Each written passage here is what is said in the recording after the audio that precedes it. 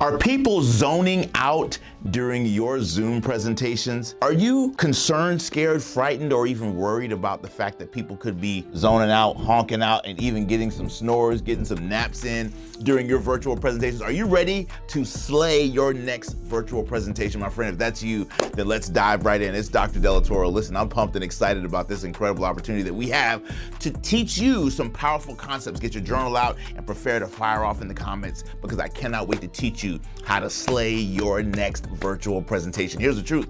COVID split time and COVID changed everything. From here on out, there will always be a need for virtual presenting, right? Now, virtual presenting takes a lot of different forms. And the reason why this is important for us to understand is that we have to understand that from a neuroscience perspective, people's virtual attention span literally drops 60% in the first 3 minutes of your virtual presentation, whether that's on Zoom, y'all, because here's the truth, virtual is so universal now.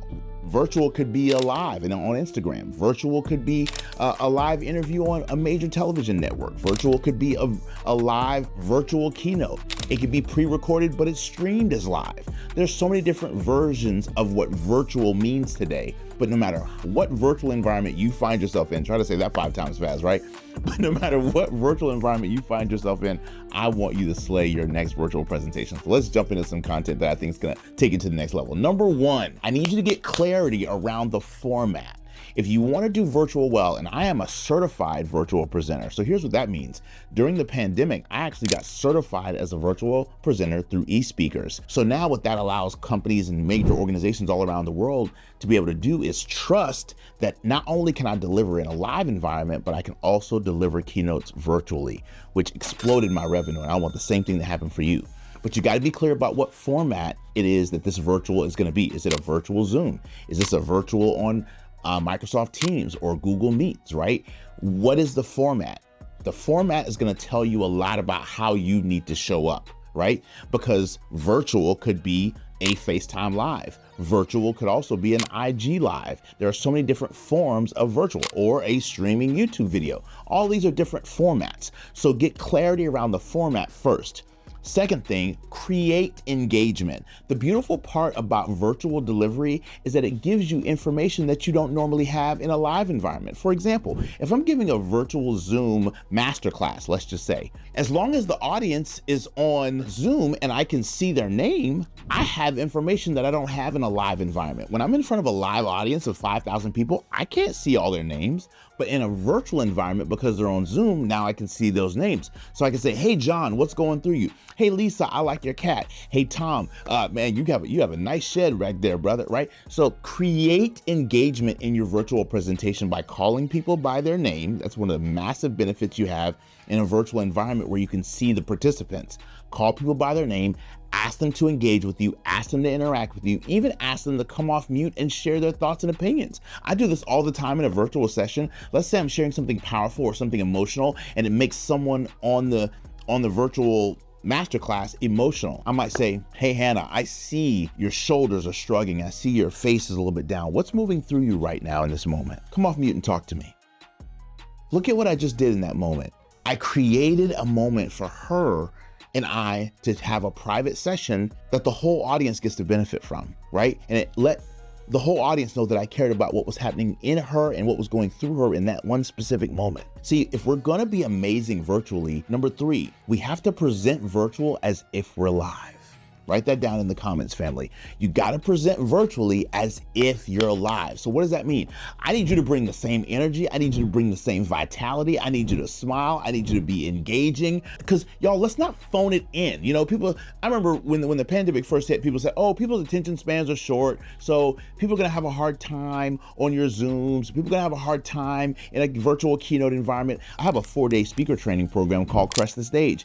And I remember I was in a training environment, and they were saying, listen, during the pandemic, people's attention spans are so short. So whatever programs you were doing live that you now want to do virtually, cut the time, the instruction time by 80% because people don't have that kind of attention span. I didn't listen to that foolishness. My training days are 10-hour days. And guess what? Even virtually, our clients were locked in for 10 hours every day going through our content. Why?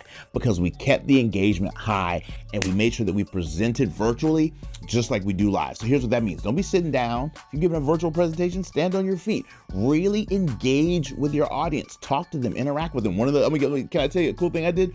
So I have a really cool dog. His name is Simba. He's a puppy. He's like 11 pounds full grown, but he's beautiful. So one of the things I would tell my audience, I say, listen, if you stay till the end of this incredible keynote and you are delivering massive engagement in the comments, at the end, I'm gonna show you guys my dog. I'm gonna show you Simba. I'm gonna bring him on camera and you guys are gonna love it. So people couldn't wait till the end of my talk. Not only did they learn so much during the presentation, but they couldn't wait to see my dog. Does that make sense?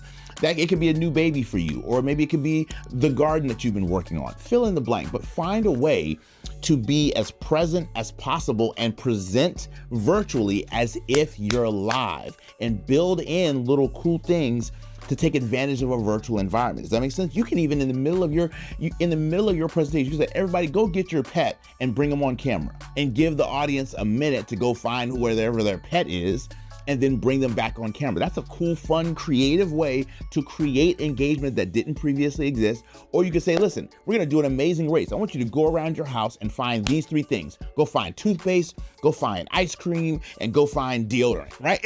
Right? Then they got a minute to hurry up and get back on camera. And then whoever comes back first wins a prize. These are cool ways that you can create engagement, leverage the technology, and still give people the interaction and the vitality as if you were giving a live presentation. Does that make sense? Fire off in the comments if this is blessing you, because I know it's adding money to your bank account. Principle number 4, baby, let's talk about it. Let's make sure that in our virtual presenting that our lighting is good, our audio is strong, and that our framing is correct. Those are 3 things. This is principle number 4, okay? First principle was we gotta get clear about our format. What format are we presenting virtually in? Number 2, create engagement. Leverage knowing people's names, leverage people being on and off camera, leverage the fact that people are in their home offices, leverage the fact that people have pets, leverage all these things to your advantage, right? So create engagement. Number 3, we talked about presenting virtually just as passionately and with as much energy and chutzpah and swag as you would live. And then number 4, make sure that your lighting, your audio, and your framing are all strong. Your lighting, making sure that you're well lit in whatever environment that you're in. Your audio, make sure that people can hear you very clearly and succinctly and distinctly. And your framing, make sure that your full face, right, is in frame. Make sure that there's room above your head. Make sure that the left and right is nicely balanced. Frame yourself well with whatever camera that you're using, so that way people can fully embody and enjoy your presentation. Because in today's virtual world, you might assume that people, because you're presenting to a laptop, you're assuming that people are processing your presentation from a laptop. But baby, in today's virtual world, people could be streaming your presentation to a conference, big screen TV. You could be in someone's family room. You could be on their iPhone or their Samsung device. You could be on their tablet. You could be some of anywhere. Does that make sense? So it's important to make sure that you are framed correctly. So those are the things that I really wanted to make sure that your lighting, your audio, and your framing is strong. And here's the bonus that's gonna put a lot of money in your pocket. When you're presenting virtually, it is vitally important, especially when you're on platforms like Zoom or Google Meets or Microsoft Teams, any of these platforms where there's a chat and where there's an audience, it's vitally important. If you'll let me put money in your pocket, you need to have a chat moderator that is not you. You need someone that's in the chat who is kind of feeling the audience out, dropping links at the right time for the various things that you want to share with people, dropping your QR code link, dropping a link to your more information, or your link in bio, or your link tree, or whatever tool that you use for people to learn more about you. You want them to drop those links at the right time. You also want to make sure that person is having private conversations with people who seem super serious about taking advantage of your offer. Does that make sense? So like, let's say that there's somebody who's really engaging, they're commenting, they're like the number 1 commenter, right, in your masterclass that you're teaching or presenting, right? They're constantly giving all the great comments and taking great notes, whatever. Your chat moderator might reach out to that person and say, hey, Jonathan, man, you are like one of our top commenters right now, and we really appreciate that. Would you like the link to the offer that Dr. Delatorro is gonna be sharing in about 30 minutes? Because I feel like you're gonna be one of the first ones to take advantage of it. See, that's what a chat moderator can do. They can actually shoot that private message to that person and begin closing the person into whatever your offer is before you're even done teaching. That's the gangsterness, that's the ninjaness of having a chat moderator on your team and in your actual virtual presentation. So if we're gonna slay these virtual talks, my friend, because like I said, COVID split time, there will forever be a need for virtual presentations. And when that happens, my friend, I need you to be ready. I need you to be prepared, and I need you to crush it. I'm sure you probably have other strategies that you've used in delivering awesome virtual presentations. I want you to drop some of those strategies in the comments below, and I promise you I'm gonna respond to those. And let me know, out of these steps and tools that I've given you today, which one of these strategies have you found most helpful in your virtual presentation? Because I want you to slay it no matter what format you're given, whether it's live, whether it's virtual, or hybrid. I want you to crush it. I hope this video has blessed you. Can't wait to see you in the next one. God bless.